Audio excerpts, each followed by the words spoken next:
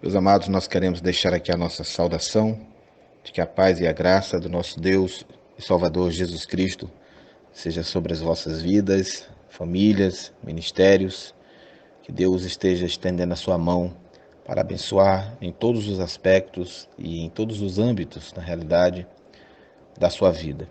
Quero agradecer a todos os irmãos que têm contribuído com o nosso ministério, que têm comparecido ao nosso canal, agradecer por todas as inscrições, franquear aqui a oportunidade para aqueles que ainda não o fizeram, dizer que através deste humilde e sincero trabalho, Deus nos tem dado formidáveis frutos.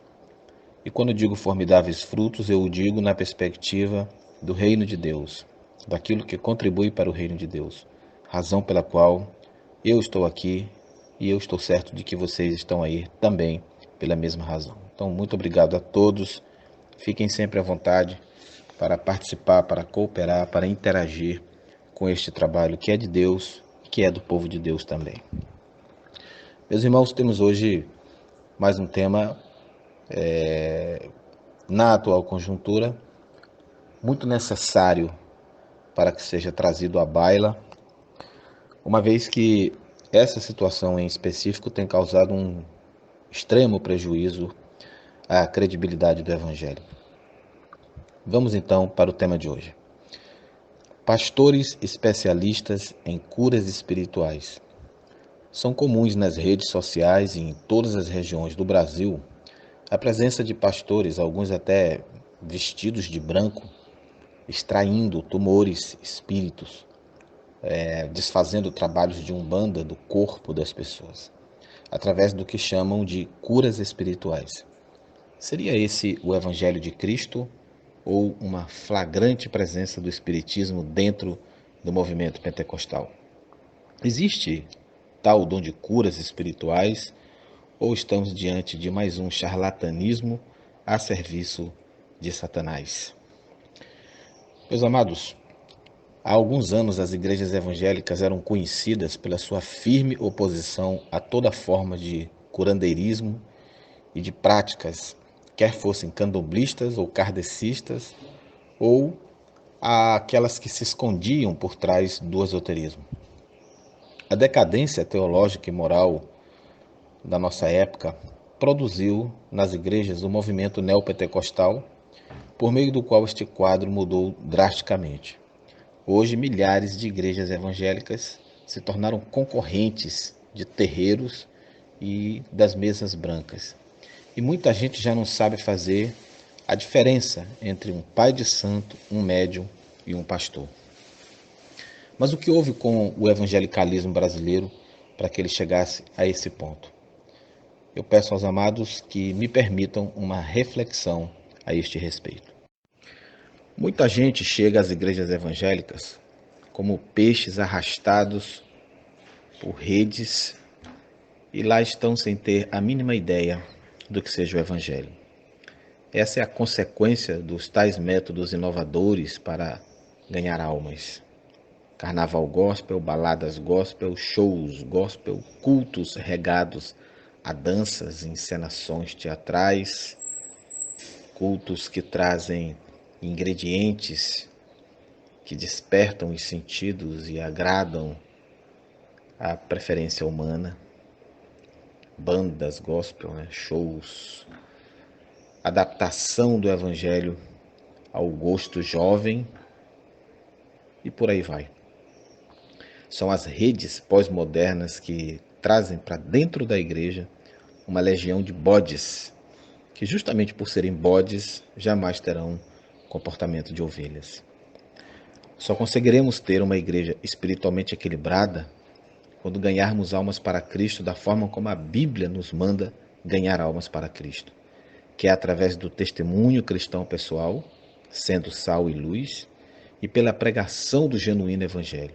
Evangelho de cruz, de morte, e não um evangelho que vende a igreja como sendo um terreiro ou um parque de diversões.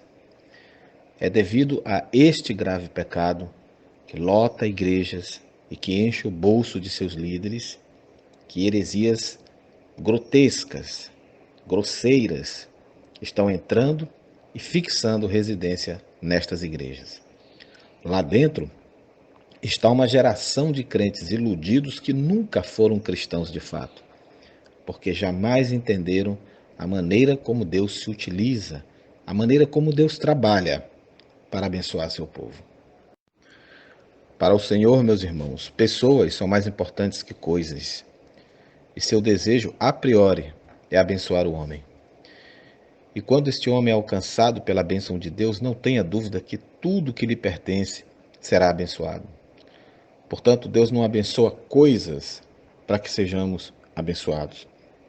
Porque se assim fosse, estariam certos os romeiros que correm atrás de algum tipo de água ou azeite consagrados, que se esmagam e pisoteiam para tocar em ídolos levados por andores, os quais pensam que, ao leve toque, a sua bênção estaria garantida. Tomemos o exemplo do patriarca Abraão, que foi ricamente abençoado. Em Gênesis capítulo 12, no versículo 2, está escrito: Far-te-ei uma grande nação, e abençoar-te-ei, e engrandecerei o teu nome, e tu serás uma bênção. Do que adiantaria o Senhor ter abençoado o seu gado, seus rebanhos, suas propriedades, etc., se Abraão não fosse fiel e plenamente convertido a Deus? A bênção sobre todos os seus bens foram apenas o resultado da bênção em sua vida. Muitos irmãos estão procurando por profetas, querendo ouvir a voz de Deus, com a mesma intenção que os curiosos pagam por alguns minutos dentro de uma tenda de uma cartomante. Mas se a construção de uma tenda espírita dentro da igreja seria algo flagrante demais, escandaloso demais, então por que não o pastor se vestir de branco, invocar o Espírito Santo para realizar cirurgias espirituais dentro da igreja?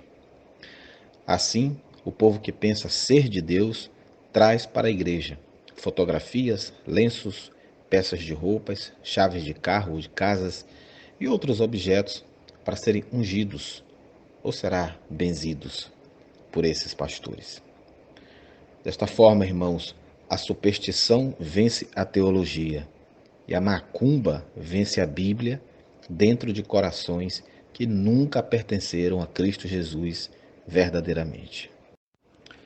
Falando neste assunto, me ocorreu a lembrança de uma certa ocasião em que eu me encontrava no interior do estado do Maranhão, minha linda terra natal, ministrando a palavra de Deus num congresso de jovens, quando eu fui procurado por um irmão que identificou-se como um diácono naquela cidade. Ele me disse que havia constituído uma pequena empresa há alguns anos atrás e me pediu que fosse até lá para conhecer as instalações da empresa. Queria que eu orasse. Segundo ele, a empresa estava indo à falência. Quando chegamos lá, ele me pedia com insistência: Pastor, ore por esta empresa. Repreenda todo o mal que está aqui. Insistiu tanto, irmãos, que eu acabei lhe fazendo uma pergunta. Perguntei: meu irmão, como está a sua vida com Deus? E desconcertado, pasmo, aquele irmão me olhou nos olhos e me confessou: Pastor, para ser sincero, eu não estou muito bem com Deus já há muitos anos. Então, irmãos, eu disse àquele diácono que ele precisava nascer de novo, voltar-se para Deus. Mas ele não quis assim fazer. Eu deixei de ser um homem de Deus para aquele irmão desde aquele dia, pois a visão que ele tinha era uma visão espírita do Evangelho, e aquele era o único Evangelho que ele conhecia. Este é um típico exemplo daqueles que querem a bênção de Deus, mas não querem o Deus da bênção. São estas pessoas o público e a galinha dos ovos de ouro desses charlatães que se apresentam como pastores dotados de supostos dons de cura e que transformam a igreja num centro espírita. Em Deuteronômio 28, nós encontramos a preciosa lista de bênçãos a Israel. No entanto, o condicional das bênçãos está no princípio do capítulo. E será que se ouvires a voz do Senhor teu Deus, tendo cuidado de guardar todos os seus mandamentos, que eu te ordeno hoje, o Senhor teu Deus te exaltará sobre as nações da terra. E todas estas bênçãos virão sobre ti e te alcançarão quando ouvires a voz do Senhor teu Deus. Portanto, a bênção no cesto, na amassadeira, na mesa, nos celeiros, no rebanho das vacas e ovelhas, possui como requisito único e primordial a obediência ao nosso Deus. Neste tempo, quando o tema quebra de maldições, nós já falamos aqui no grupo e certamente vamos falar de novo.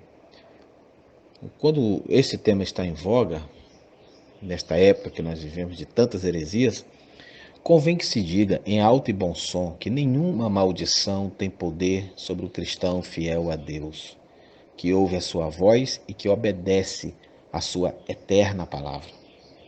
E já que o assunto nos leva também para este ponto, eu tenho me deparado com um número assustador de crentes que estão extremamente apavorados com a ideia fixa da presença em suas vidas de algum tipo de maldição. Crentes que acham que não têm sorte no amor, na vida financeira, na carreira profissional, porque estão amarrados, travados por pecados de seus antepassados ou seus mesmos, ou devido à presença de encostos espirituais que bloqueiam e impedem que essas pessoas se tornem felizes e abençoadas. Saber que pessoas ignorantes quanto ao Evangelho pensam assim é algo que não me surpreende. Mas eu confesso aos irmãos que eu fico profundamente penalizado com o fato de ver evangélicos, aqueles que um dia foram conhecidos como povo da Bíblia, apresentando este tipo de discurso e de crença. Eu lamento a falta de conteúdo bíblico no meio de tantos irmãos, em suas igrejas e também na vida de seus líderes. Se ataques infernais triunfam sobre um salvo, irmãos, como fica a eficácia do Calvário nesta história? Dentre os grandes males criados pelos pregadores da pseudo-doutrina da maldição hereditária, está essa de terem crido na mente dos mais frágeis na fé que se precisa, de alguma forma, ajudar o Calvário com orações de quebra de maldições. E isso deve ser feito por todos, inclusive pelos já salvos, é o que eles ensinam. E aí entra a figura do pastor curandeiro, o xamã gospel, o pajé neopentecostal, a serviço de Satanás dentro da própria igreja. Eu repudio, eu repreendo em nome de Jesus esta heresia. A obra da cruz e do túmulo vazio, meus irmãos, não necessita de remendo ou complemento. Jesus triunfantemente bradou do cume do monte: está consumado. João 19:30. Quem está nele está guardado do mal. Paulo nos declara que nenhuma condenação há para os que estão em Cristo Jesus. Romanos, capítulo 8, verso 1. Se o poder do sangue de Cristo está sobre nós, a total, real e eficaz proteção nos cerca e o maligno não nos toca. E a marca da redenção que está em nós assinala nossa casa, nosso carro, nosso dinheiro, nosso corpo, nossos relacionamentos, nossos empreendimentos, enfim, tudo o que somos e tudo o que temos. Agora, o comum é que queremos que a bênção venha primeiro sobre as nossas coisas. Mas Deus quer salvar, Ele quer redimir, Ele quer restaurar e abençoar o homem, pelo qual Cristo morreu e ressuscitou. E quando este maior milagre acontece, um rio de bênção se derrama, a ponto de tudo o que o cerca acaba sendo atingido pela graça de Deus. E se por permissão de Deus passarmos por provações como enfermidades, desemprego, falta de recursos materiais, etc., isto tudo não significa que não temos a bênção de Deus em nossa vida. Paulo falou de sua luta e provação aos coríntios, tendo a tribulação como instrumento de Deus para lhe fortalecer a fé mais e mais, como desconhecidos, mas sendo bem conhecidos, como morrendo, e eis que vivemos, como castigados e não mortos, como contristados, mas sempre alegres, como pobres, mas enriquecendo a muitos, como nada tendo, mas possuindo tudo. Segundo aos Coríntios 6, de 9 a 10. Ao concluir, meus irmãos, este pensamento, eu apelo à firmeza bíblica daqueles que me escutam neste presente momento, no sentido de que, com discernimento e sabedoria, possamos ajudar aos fracos, aos que não possuem base bíblica, aos neófitos, que sejam guiados não pelos desvios doutrinários que se alastram pelos arraiais evangélicos neopentecostais, mas pela irrevogável e infalível palavra de Deus, como está em Mateus 24:35. Portanto, povo meu, saia desses lugares, saia desses ambientes. Há um Deus que cura, que liberta e que salva. Não há homens portadores de poderes especiais, exceto, evidentemente, aqueles a quem Satanás adestra dessa forma, que estão a serviço do ambiente anticristão, que através de sinais e prodígios, como diz a palavra de Deus, enganariam até os eleitos, se possível fora. Tudo isso com a finalidade de induzir homens e mulheres ao erro. Antes, estes funcionários do inferno estavam limitados aos terreiros e centros espíritas. Hoje, eles vestem terno e gravata aos domingos e gritam freneticamente atrás dos púlpitos. Que o Espírito Santo de Deus nos conceda a capacidade de discernir esta perigosa armadilha, nos livre e nos guarde de caminharmos desta forma tão distorcida e tão distanciada do genuíno Evangelho. Que Deus nos abençoe, em nome de Cristo Jesus, nosso suficiente Salvador e Senhor. Amém.